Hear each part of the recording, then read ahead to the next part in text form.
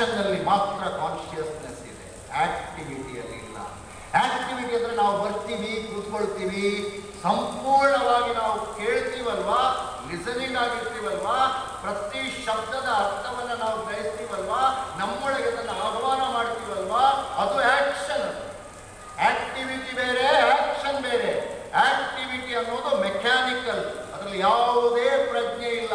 99% of the things that we are bin doing on daily basis are activities. 1% ಮಾತ್ರ action ಇದೆ. ಉದಾಹರಣೆ ತಗೊಳ್ಳಿ, shooting ನಡೀತಾ ಇದೆ, ಫಿಲ್ಮ್. ಏನ್ ಹೇಳ್ತಾರೆ ಡೈರೆಕ್ಟರ್?